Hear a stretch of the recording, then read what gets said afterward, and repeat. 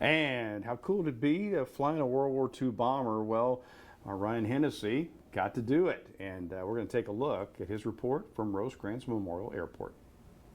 The Sound of Speed Air Show is featuring 5 warbirds. This is the B-25, and me and my morning producer, Caleb Winslow, had the pleasure to actually fly over St. Joseph. That's perhaps the most famous historical fact about this specific aircraft is the 16 of the B-25s that participated in Doolittle's Raiders. They spent 30 seconds over Tokyo, and that really changed the mentality of World War II for the U.S. military at that time.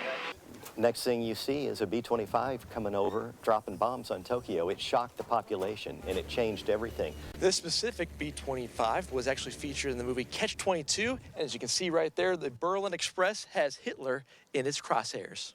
We like to think of Berlin Express as the naughty girl of the B-25s. However, if your taste is a little more rich, there's always the Flying Fortress right behind me, the B-29 Doc, and also the B-17 Texas Raiders, SNJ-5 Texan, and the SB-2C Helldiver. There's 2 parts to the history of this plane. There's to honor the World War II vets, and then there's a very interesting history that, you know, why we call her the naughty girl of the B-25s. The Sound of Speed Air Show Warbird Fly-In runs between 10 a.m. to 4 p.m. this Friday through Sunday.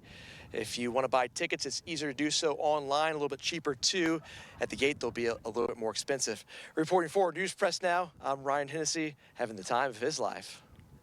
Well, you know what? We're having some fun here in the studio as well. Yes. With our own, our good friend Jared. We're borrowing from the morning show. Jared, what's it looking like out there? Yes, happy to be here this evening. And as you saw in that shot from the footage today, it's a hot and sunny day, and Cloud Tracker shows no real cloud cover of any significance nearby. We might have a few fair weather clouds, but we're sort of in between any real systems. So looking at another sunny day with lots of blue skies, and that's one part of the story. The other piece is the heat. We got those temperatures in the 90s, but feels like 97. So heat indices running a couple degrees warmer than those actual temps. And you can see here plenty of blue sky behind me looking in downtown St. Joe. So it looks nice, but it feels a little hot. So probably a good afternoon to maybe be hanging out by the pool or sitting on the porch with some shade out there and maybe a cold beverage. Looking at the dew points, this is the reason why the air feels a little bit humid. And those temperatures are several degrees warmer